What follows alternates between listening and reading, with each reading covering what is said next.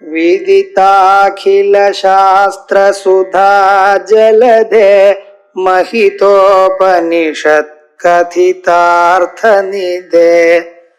हृदये कलये विमलं चरणं भवशङ्कर देशिकमे शरणम् करुणावरुणालय पालय मां भवसागर दुःखविदून हृदं रचयाखिल दर्शन तत्त्वविदं भवशङ्कर देशिकमे शरणम्। श्रीगुरुभ्यो नमः। हरि ओं। सदाशिवसमारम्भां शङ्कराचार्यमध्यमाम् अस्मदाचार्यपर्यन्तां वन्दे गुरुपरम्पराम्। लोकवीरं महापूज्यं सर्वरक्षाकरं विभुं पार्वती हृदयानन्दं शास्तारं प्रणमाम्यहम्। विप्रपूज्यं विश्ववन्द्यं विष्णुशम्भो प्रियं सुतं क्षिप्रप्रसादनिरतं शास्तारं प्रणमाम्यहम्। मत्तमातङ्गगमनं कारुण्यामृतपूरितं सर्वविघ्नहरं देवं शास्तारं प्रणमाम्यहम्। अस्मत्कुलेश्वरं देवम् अस्मच्छत्रुविनाशनम् अस्मदिष्टप्रदातारं शास्तारं प्रणमाम्यहम्। पाण्ड्ये च वंशतिलकं केरले केलविग्रहम् आर्तत्राणपरं देवं शास्तारं प्रणमाम्यहम्।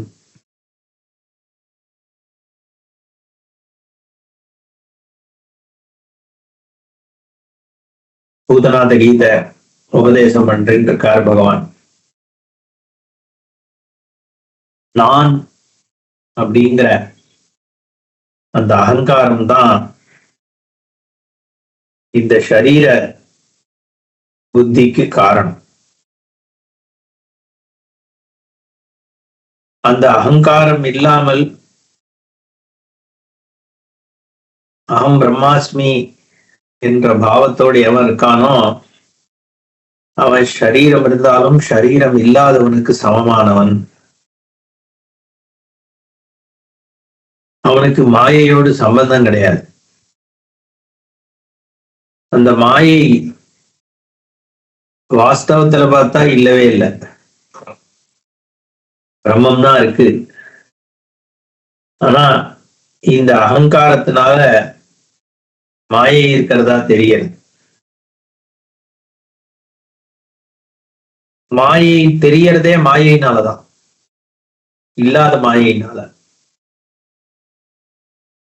வாஸ்தவத்துல பிரம்மத்தினுடைய சாட்சா்காரம் ஏற்படும் பொழுது என்றுமே பிரம்மன் தான் இருந்துட்டு இருக்கு அப்படிங்கிற சொரூபம் சித்தமா. அதனால நான்றதே இல்லைங்கிற பொழுது என்னுடையதுங்கிறது இருக்கிறதுக்கான வாய்ப்பே இல்லை.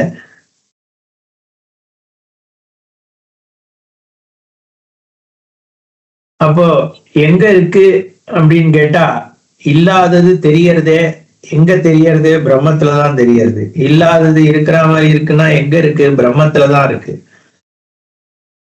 அதனால பிரம்மத்துல நிச்சயமா மாயை இருக்கான்னா ஆக்சுவலி பார்த்தா இல்லை. ஏன்னா இல்லாதது யாமா சா மாயா.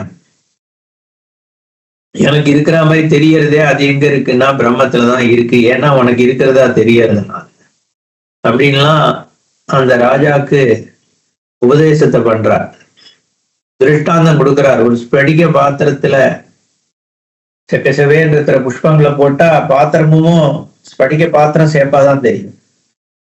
புஷ்பத்தை எடுத்துட்டா அந்த வர்ணம் போயிடுது. அந்த மாதிரி மாயையினுடைய தன்மை சைதன்யத்துல தெரியும் பொழுது இருக்குன்னு சொல்றோம். ஆனா உண்மையில அந்த பாத்திரத்துக்கு வர்ணம் கிடையாது. அப்படி பிரம்மத்துக்கு ஒரு குணமும் கிடையாது. அந்த மாயையினாலதான் கர்ம விதை, கர்ம வினைகள் இருக்கு. ஒரு கர்மாலேருந்து இன்னொரு கர்மா உருவாருது. இதெல்லாம் ஆனா பிரம்மத்துக்கு சம்பந்தம் இல்லை அப்படின்னு சொல்லி பிரம்ம லட்சணத்தெல்லாம் சொல்லி முடிக்கிறார். அது முதல் அத்தியாயம். அடுத்தது பிரம்ம ஞான யோகம். மாயாவிருதம் ததா பிரம்ம விராட் ரூபேண வர்த்ததே அகமேவ விராட் ரூபி பூயஸ்ருணு மகாமதே புனश्च மத்தஸ்த்ரீன் குணான் தேப்யश्चादत्रिमूर्तयः सृष्टिस्थित्यन्तकर्तारो सम्भवन्ति धरापते. மாயா ஆவிருத்தம், மாயையினால மறைக்கப்பட்டிருக்கின்ற சதா பிரம்ம விராட் ரூபேன வர்த்தது. இந்த மாயாமயமான பிரம்மம் இருக்கே, இது விராட் ரூபமாக, சர்வரூபமாக, விஸ்வரூபமாக எங்கேயும் வியாபிச்சிருக்கு. அந்த விராட் ரூபம் நான் தான். நான் தான் ஈஸ்வரன் சொல்றதோ, விராட் ரூபன்னு சொல்றதோ, ஹிரண்ய கர்ப்பன்னு சொல்றதோ, எல்லாமாக சமஷ்டியாக இருக்கிறது நான் தான். அதனால அது தெரிஞ்சுக்கோ. என்னுடைய 3 குணங்கள், குணஸ்ட மத்தகா த்ரீங்குணான், என்னுடைய 3 குணங்கள் இருக்கே, ரஜஸ் தமஸ் சத்துவங்கிற அந்த குணங்கள், அதிலிருந்துதான் மும்மூர்த்திகளே ஏற்படுறா. த்ரீன் மூர்த்தையா, அவா சிருஷ்டி ஸ்திதி அந்தகத்துவம் இதெல்லாம் அவள்கிட்ட இருக்கு. அதனால என்ன அப்ப இங்க தன்னை பரபிரம்மமாகவே சொல்றார் சாஸ்தா. யாருடைய புத்தியானது இந்த பிரம்மத்தில் லயம் அடைஞ்சிடுதோ அவனுக்கு பிறப்பே கிடையாது. இதை நான் வேத ரூபமாக இந்த ஞானத்தை எப்பவுமே கொடுத்துன்னு தான் இருக்கு. அதனால பிரம்மம்ல மாயை இருக்கா, மாயை தனியா இருக்கா, மாயை பிரம்மத்தோட சேர்ந்து இருக்கா, இந்த மாதிரி வாதங்கள் பண்றதுனால ஒரு பிரயோஜனமும் இல்லை. நமக்கு லட்சியம் பிரம்மன் தானே ஒழிய மாயை எங்க இருக்குங்கிறத தெரிஞ்சுக்கிறது இல்ல. லட்சியத்திலிருந்து நம்ம புத்திய நகர்த்தவே கூடாது அப்படின்னு சொல்றார் பூதநாதரே சொல்றார். அதுக்கு ஒரு உதாரணம் கொடுக்கிறார்.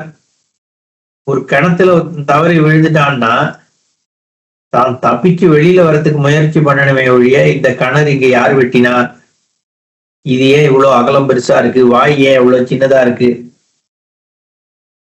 இப்படி எல்லாம் யோசிச்சுட்டு இருக்க கூடாது. எப்படி வெளியில வர்றதுன்னு தான் யோசிக்கணும். அதுதான் உனக்கு நல்லது.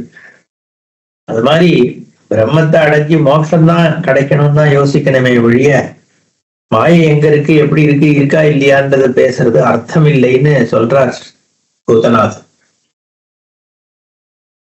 அந்த பிரம்மத்தை அடையிறது எப்படி, அறிஞ்சு கொள்ளணும், தெரிஞ்சு கொள்றது எப்படின்னா சத்குருவை சரணாரவிந்தம் பண்ணணும், சேவிக்கணும். குரு இல்லைன்னா கண்ணு தெரியாத 2 பேரு யானை எப்படி இருக்குன்னு ஒருத்தனுக்கு சொல்லி கொடுக்கிற கதையா போயிடும்னு உதாரணத்தை சொல்றார். அதனால குரு ஒருத்தர் வழிகாட்டி சுரூபத்தை தரிசனம் பண்ண வைக்கும் பொழுது மட்டும்தான் பிரம்ம ஞானம் ஏற்படும்.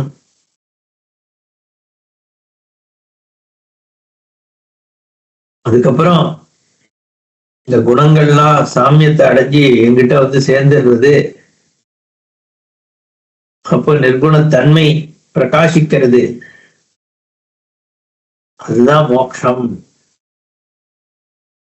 அதனால அத மாதிரி என்ன நீ நிர்குண ஸ்வரூபமாக தியானம் பண்ணி அறிவினால அறிஞ்சி இந்த சுபாசுபங்களுக்கு அப்பாற்பட்டதாக நான் இருக்கேன் என்பது தெரிஞ்சு கொள்றதே மோட்சம்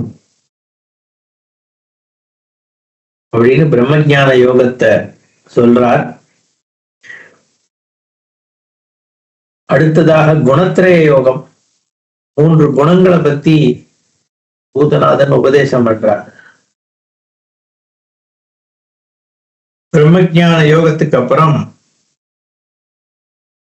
குணத்திரய யோகம்.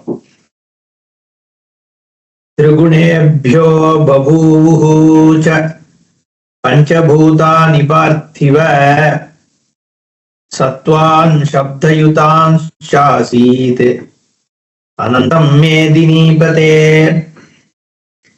शब्दस्पर्शयुतो वायुः आकाशात् समजायत शब्दस्पर्शस्वरूपैस्तु वह्निरासीत् सदा गतेः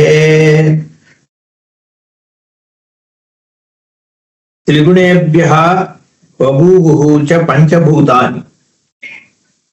3 குணங்கள் முதல்ல உற்பத்தி ஆகுது. அந்த 3 குணங்களிலிருந்து 5 பூதங்கள் உற்பத்தி ஆகுது.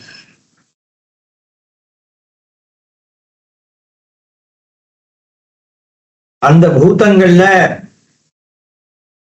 சத்துவகுணத்திலிருந்து சப்தம் உருவாகிறது. அந்த சப்த தன்மையோட ஆகாச பூதம் உருவாகுது.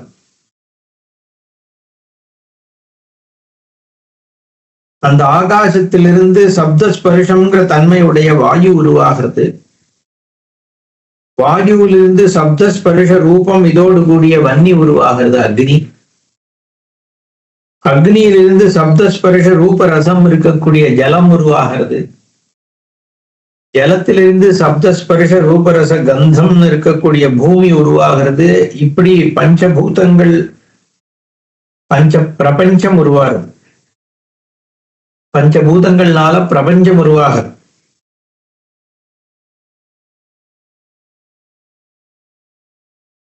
பகவான் இத பஞ்சீகரணம் என்பதாக சூக்ஷ்ம பூதங்களிலிருந்து ஸ்தூல பூதங்களை உருவாக்குறார், இந்திரியங்களை உருவாக்குறார்.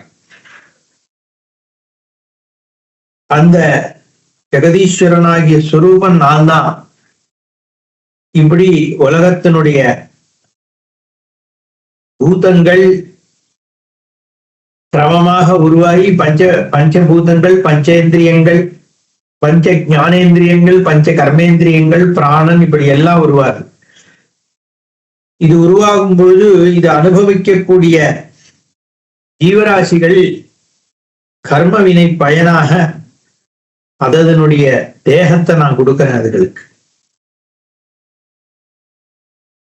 சத்துவகுணத்திலிருந்து தேவசரீரம், சத்வரஜஸ் குணங்கள் சேர்ந்து கந்தர்வர்கள், கிண்ணறர்கள், குஹ்யகர்கள், சத்துவமும் தாமசமும் சேர்ந்து பிசாச்சர்கள், இப்படி ஒண்ணு உருவாகிறது. பூமியில மனுஷ சரீரமும் இப்படி மிஸ்ரிதமாக தான் சத்வரஜஸ்தமோ குணங்கள் சேர்ந்து உருவாகிறது. அப்படி பிறக்கின்ற உயிரினங்கள் யோனிஜம், அண்டஜம், கிளின்னஜம், ஸ்வேதஜம் என்று 4 விதமான வழியாக.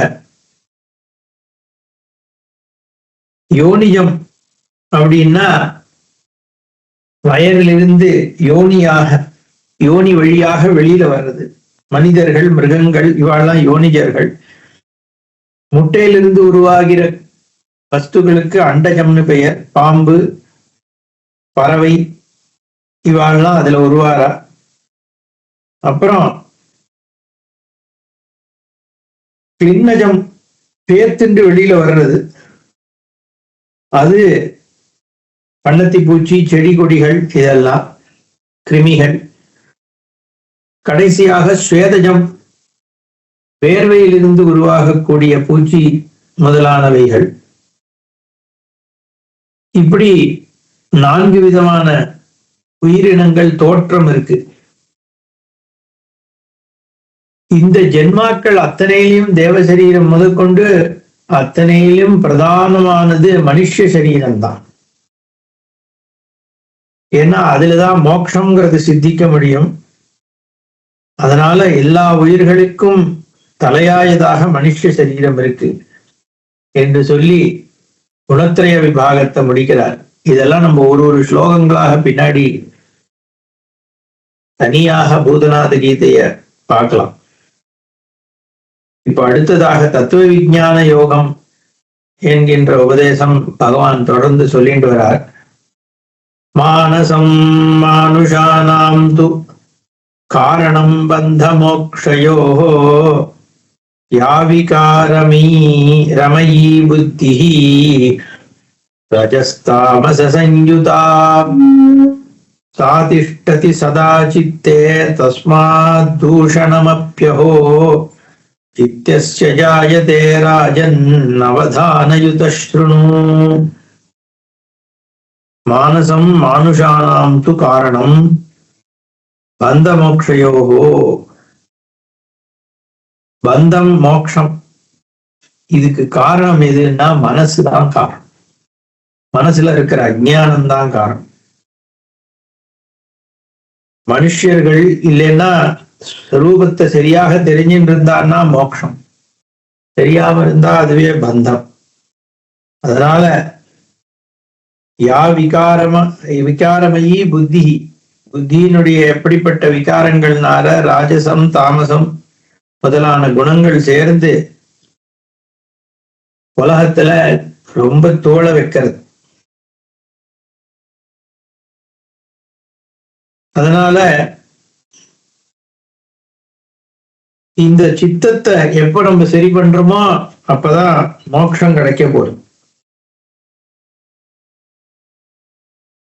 புத்தி தன் இந்திரிய விஷயங்கள்ல தான் எப்பவுமே சஞ்சாரம் பண்ணிட்டு இருக்கும்.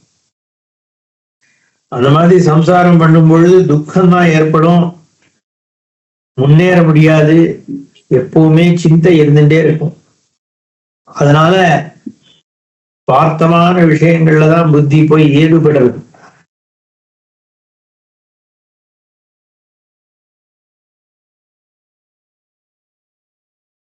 அந்த மனச நியந்திரணம் பண்றதுங்கிறது சாதாரண விஷயம் கிடையாது. சலனமான ஒரு தன்மை உடையது புத்தி, மனசு. அந்த சஞ்சலத்தன்மை இருக்கிறதுக்கு காரணம்னா வாசனை. போன ஜென்மாந்தரங்கள்ல பண்ண காரியங்களுடைய வாசனையினால புத்தி திருப்பியும் சுகத்தை தேடி அலைஞ்சிட்டு இருக்கு. அப்போ இது எப்படி சரி பண்றது இந்த புத்திய? என்ன இந்த பலவிதமான தரிசனங்கள் உலகத்துல 96 தத்துவம் இருக்கு, இத்தனை விஷயங்கள் இருக்கு, 28 தத்துவம் இருக்கு, 26 தத்துவம் இருக்கு, இப்படி பல பேசிட்டு இருப்பார்கள். அதனாலெல்லாம் எத்தனை தத்துவம்னு தெரிஞ்சுக்கிறதுனால நிம்மதி ஏற்பட போறது இல்லை. அப்போ சாஸ்திரங்கள் என்ன சரியாக காண்பிச்சு கொடுக்கிறதோ அந்த பிரம்மம் ஒன்னே சத்தியம் என்கின்ற ஞானம் ஒண்ணுதான் உனக்கு நிம்மதியை கொடுக்கும். அதனால குருவோட வார்த்தைய அனுசந்தானம் பண்ணு. பகவானோட கருணை அது எப்பவுமே நம்ம கூட நிற்கும். அந்த பகவானை அனுஷ்டிக்கணும். குருவினுடைய உபதேசம்ங்கிற தீயினால நம்ம கர்ம பயன்களை, கர்ம வினைகளை எரிக்கணும். புத்திய அந்த குருநாதர் சொல்ற விஷயத்துல தியானத்துல ஈடுபடுத்தணும். அப்போ கொஞ்சம் கொஞ்சமாக அந்த அசுத்தம் நீங்கி மனசு பகவானுடைய சரணாரவிந்தத்திலேயே தியானத்துல இருக்கும். குரு இல்லாத உபதேசம், குரு இல்லாத வித்யை, இது கர்ப்பத்துல அழிஞ்சிடுற சிசு போல அந்த ஞானம் பரிபக்குவம் அடையாமலே போயிடும். பரிபக்குவம் அடையணும்னா குரு உபதேசத்தை கடைபிடிச்சு குரு சொல்ற வழிகளில் இருந்து தியானங்கள் பண்ணி மோட்சத்தை அடையிறதுதான் ஒரே வழின்னு சொல்றார் பகவான். உடனே இந்த ராஜா கேட்கிறான், சத்குருன்னா யார், அவரோட குணங்கள் என்ன, அதே மாதிரி உங்கள்கிட்ட பக்தி உருவாகணும்னா அதற்கு என்ன பண்ணணும், இதை பத்தி சாஸ்திரம் என்ன சொல்றதுங்கிறத நீங்க சொல்லணும்னு விஞ்ஞாபிச்சுட்ட உடனே பகவான் சொல்றார், யார் ஒருத்தன் விஷய சுகங்களுக்கும் ராகத்வேஷங்களுக்கு அடிமையாகாம இருக்கானோ, சாந்த ஸ்வரூபமாக இருக்கானோ, சிஷ்யர்கள்ட்ட அன்பு வச்சுட்டு இருக்கானோ, தத்துவஞானம் உடையவனாக இருக்கானோ, அவனுக்கே சத்குரு அப்படின்னு பெயர். உலகம் துக்கம்னு யாரு உணர்றானோ, இந்த சம்சாரத்திலிருந்து வெளியில வரணும் அப்படின்னு யாரு முயற்சி பண்ணிட்டே இருக்கானோ, அவனே பக்தன். காமம், குரோதம், லோபம், மோகம், மதம், ஆச்சரியம், அசூயை, திருஷ்ணா அப்படின்னு 8 விதமான ராகங்கள் இருக்கு, ஆசைகள். காம, குரோத, லோப, மோக, மதம், ஆச்சரியம் அப்படின்னு 6 நமக்கு தெரியும். அதோட அசூயை, திருஷ்ணா, இந்த விஷயங்கள் சேர்ந்து இருக்கும் பொழுது நமக்கு புத்தி மோகிக்கப்படுறது உலக வாழ்க்கையில. அதை எப்படி நீக்கிறதுன்னு காமிச்சு கொடுக்கிற புஸ்தகத்துக்கு தான் சாஸ்திரம்னு பெயர். அந்த மாதிரி சாஸ்திரத்தை உபதேசிக்கிறவன் தான் சரியான குரு. பிரதிபலன் எதிர்பார்க்காம என்கிட்ட யாரு பக்தி பண்றானோ அவனுக்கு சரியான குருவை ஏற்படுத்தி கொடுத்து நானே குரு ரூபமாக அவனுக்கு அனுகிரகம் பண்றேன். நானே குரு, நானே தெய்வம். அப்படி யாரு என்னையே குருவாக அண்டி தன் குருவையே நானாக பார்த்து எவன் இருக்கானோ அவனுக்கு நானே மோட்சத்தையும் கொடுக்கிறேன், அவனுக்கு மறுபிறவி கிடையாதுன்னு சொல்லி தத்துவ விஞ்ஞான யோகத்தை பூர்த்தி பண்றார் பகவான். அதனால நீ இந்த தத்துவ விஞ்ஞான யோகத்துல சொன்னபடி என்கிட்ட பக்தி பண்ணி சேவை பண்ணிட்டு அந்த என்று சொல்லி ராஜாவுக்கு அனுகிரகம் பண்றார்.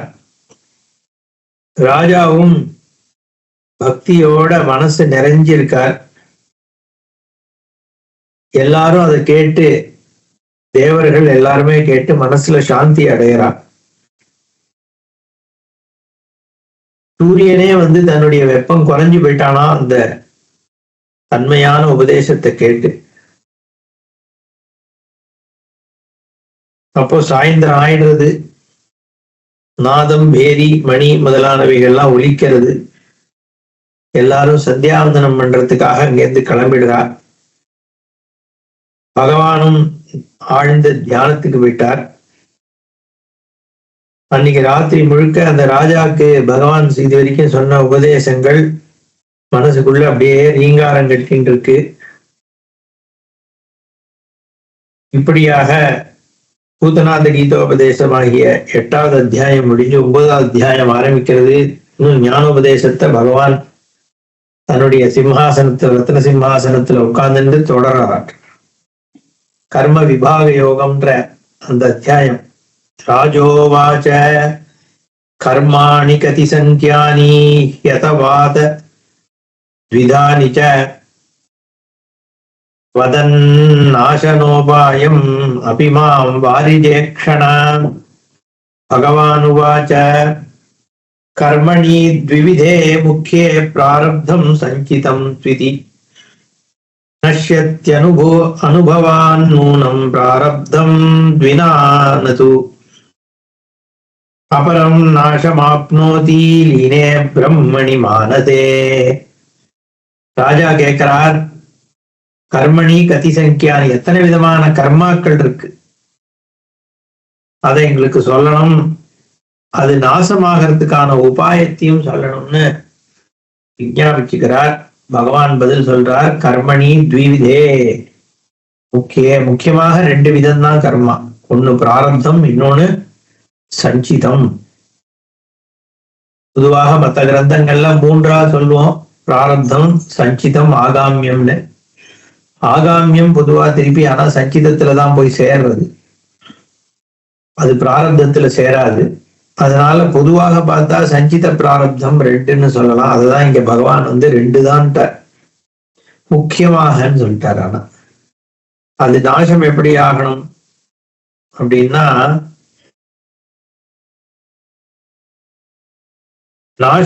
சஞ்சிதம் நாசமாகறதுக்கு பிரம்மஞானத்தை விட்டா வேற வழி இல்லைன்னு சொல்லிட்டார்.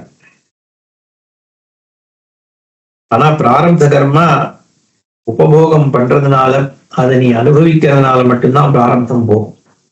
ஞானியாகவே இருந்தாலும் பிராரப்தத்தை அனுபவிச்சு முடிச்சாகணும். ஞானம் அடைஞ்ச உடனே சஞ்சிதம் போயிடுறது அப்படின்னு பிரிச்சு காமிச்சிடுறார். ரொம்ப சுலபமா சொல்லிட்டாரு. ஏன்னா இந்த ஆகாமியத்தை கொண்டு வந்தோம்னா ஒரு சின்ன குழப்பம் வந்துடும். என்னன்னா ஆகாமியம் யாருக்கு போறது, சஞ்சித பிராரப்தம் ரெண்டுமே ஞானம் வந்தா போயிடுச்சுன்னா அப்ப பிராரப்தம் எது எப்படி தொடர்றது, இந்த மாதிரி சில விஷயங்கள்லாம் அதுல கஷ்டங்கள் ஏற்படுத்துறோம் புரிஞ்சுக்கிறதுக்கு. அதனால பகவான் இங்க ரொம்ப சௌலபியமா பிராரப்தம் சஞ்சிதம்னு ரெண்டு தான்டாப்பா, சஞ்சிதம் ஞானம் வந்தா போயிடுது, பிராரப்தம் அனுபவிச்சாதான் போகும்ட்டார். அவ்வளவுதான். இந்த மாதிரி ஜீவன்களுக்கு 3 விதமான சரீரம் இருக்கு. ஸ்தூல சரீரம், சூக்ஷ்ம சரீரம், காரண சரீரம்னு. கண்ணால பார்க்கக்கூடிய சரீரம் ஸ்தூல சரீரம், சொப்னத்துல இருக்கக்கூடிய சரீரம் சூக்ஷ்ம சரீரம். அப்போ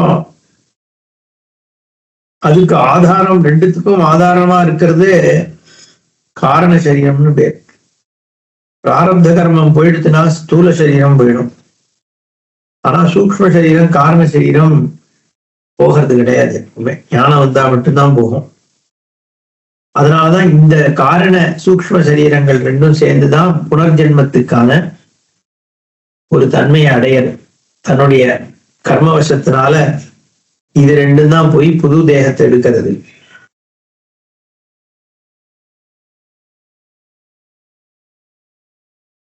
அந்த மாதிரி அடுத்த ஜென்மம் எடுக்கிறதுக்கு முன்னாடி புண்ணிய பாபத்துக்கு ஏற்றபடி சொர்க்கத்துக்கோ நரகத்துக்கோ இந்த சூக்ஷ்ம காரண சரீரத்தோட ஜீவன் போறது.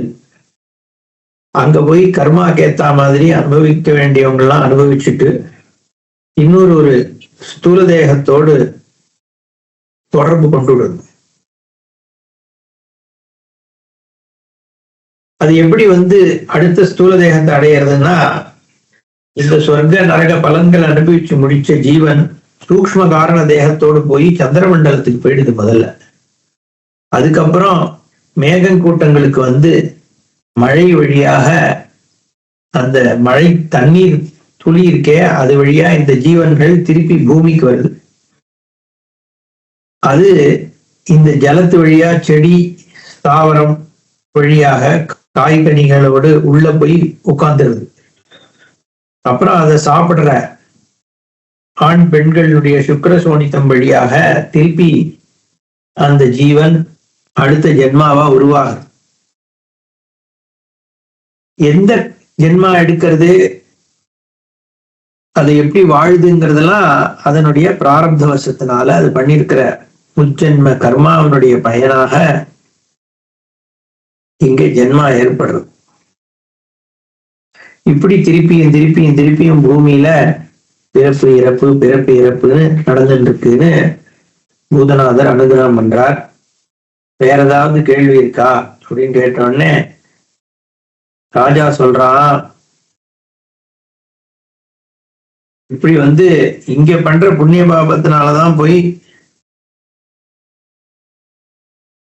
சொர்க்க நரகங்களுக்கு போறான் மனுஷன்னு சொல்றேன். அங்கதான் போய் அனுபவிச்சுடுறானே, திருப்பி எங்க இந்த சஞ்சிதம்னு ஒண்ணு இருக்கு அப்படின்னு. ஏன்னா அனுபவிச்சு முடிச்சுட்டா திருப்பி பிறக்க வேண்டிய அவசியம் இல்லையேன்னார். அதுதான் பகவான் சொல்றார், ஒரு மாத்திர காலம் ஒரு மனுஷன் பண்ற கர்ம வினை பல லட்சம் ஜென்மங்களுக்கு இருக்கும். சஞ்சிதம்ன்றது ஒரு சாதாரண மூட்டை கிடையாது, அது ரொம்ப பெரிய மூட்டை. இப்ப இந்த உடம்பு தோன்றதுக்கு நம்ம எடுத்துன்னு வந்திருக்கிற கர்மா கோடியில ஒரு பங்கு தான். இன்னும் கோடி பங்கு மீதி இருக்கு சஞ்சிதமா. அதை அனுபவிச்சு அனுபவிச்சு தீக்கிறதுங்கிறதெல்லாம் சாத்தியம் கிடையாது. அதனால ஞானம் ஒண்ணுதான் இதுல இருந்து வெளில வரத்துக்கு வழி. மற்றபடி இதுல அனுபவிச்சு தீக்கிறதுங்கிறது சாத்தியமே கிடையாது. இது எப்படின்னா, ஒரு மரத்துல எத்தனை வேணா களை இருக்கட்டும், எத்தனை வேணா இலை இருக்கட்டும், எத்தனை வேணா பழங்கள் இருக்கட்டும், அதனுடைய வேறு செத்து போயிடுச்சுன்னா மரம் வாழ முடியாது. அது மாதிரி இந்த சம்சாரத்துக்கான வேர் அஜ்ஞானம்தான். அந்த அஜ்ஞானம் நீங்கித்தினாதான் கர்ம வினைகள் எல்லாம் நீங்கும், கர்ம பிராரப்தம் நீங்கும், சஞ்சிதம் நீங்கும். அதனால ஜீவன் முக்தி தன்மை ஏற்படும். அதனால முடிஞ்ச வரைக்கும் இந்த தேகத்தை காப்பாத்தி கொண்டு எவ்வளவுக்கு எவ்வளவு பிரயத்தனம் பண்றோமோ பண்ணி ஞானத்தை அடைகிறதே நமக்கு நன்மையை தரும்னு உபதேசம் பண்றார் பூதநாதர். தர்ம அர்த்தம் காமம் மோட்சம் இதனால இந்த உடம்பு வழியாக தான் நம்ம அனுபவிக்க முடியும். அதனால இது எல்லாத்துக்குமே இந்த தேகம் தேவை. இது உலக சுகத்தை அனுபவிக்கிறதுக்காக வந்ததில்லை, மோட்சத்துக்காக ஏற்பட்ட உடம்பு. அதனால தேகத்தை காப்பாத்தி வைராக்கியம், குரு பக்தி, சாந்தி, இந்திரிய நிகிரகம் இதெல்லாம் செஞ்சு தத்துவத்தை அறிஞ்சிக்க பார்க்கணும். இந்த 8 ராகங்கள் இருக்கே, ஏற்கனவே சொன்ன காமக்ரோத லோப மோக மதம் ஆச்சரிய டம்ப அகங்காரம் இதெல்லாம் விட்டுட்டு என் சாஸ்தாவனாகி என் மேல பக்தி வச்சுட்டு மோட்சத்துக்காக பாடுபடணும்.